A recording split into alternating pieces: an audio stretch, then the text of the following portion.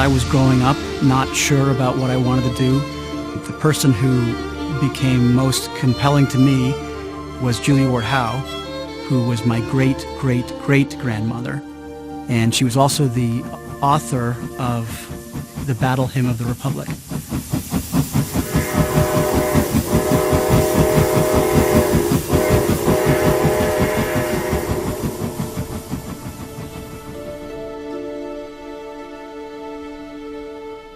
These are my people, gentle folks. My great-great-great-grandmother was well known for her writing, for her social justice activism at the time of the Civil War, and was a strong opponent of slavery. A golden web of love around us binds us to our home above. Those words spoke to me as a writer, as an artist, and as an activist.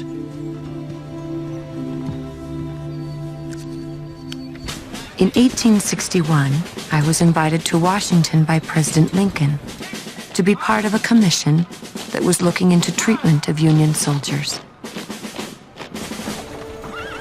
After a day of visiting the camps, I went to bed and slept as usual, but awoke early.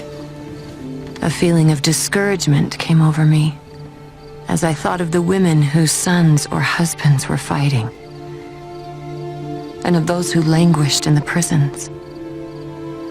But then suddenly my concerns were stilled, and to my astonishment, I found that the lines of a poem were arranging themselves in my brain. I lay quite still until the last verse had completed itself in my thoughts, then hastily arose.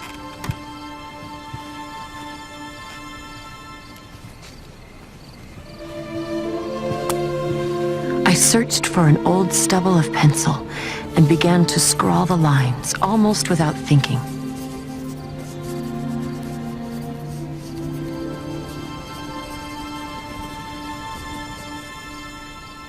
Having completed this, I lay down again and fell asleep, but not before feeling that something of importance had happened to me. In the beauty of the lilies, Christ was born across the sea, with a glory in his bosom that transfigures you and me. His truth is marching on. Her name was Julia Ward Howe. When President Lincoln first heard her poem sung, he wept. One of the heroes of mine is Martin Luther King Jr., and when I was a kid, I used to listen to his recordings that my parents actually had. I just want to do God's will. And he's allowed me to go up to the mountain. And I've looked over and I've seen the promised land. This was his last speech to the garbage workers in Memphis the night before he was killed. His speech ended with the words that my great-great-great-grandmother wrote that night. Mine eyes have seen the glory of the coming of the Lord. And the sort of fusion, the coming together of his mission and his vision and her mission and her vision gave me a great sense of pride and a sense of purpose. I don't think she could have envisioned when she got up at 4 a.m. at the Willard Hotel the night she wrote that poem, the impact that poem would have on the war, on the Union Army, on her descendants. In my work as a writer, I think I feel the same strength she felt in pursuing her work.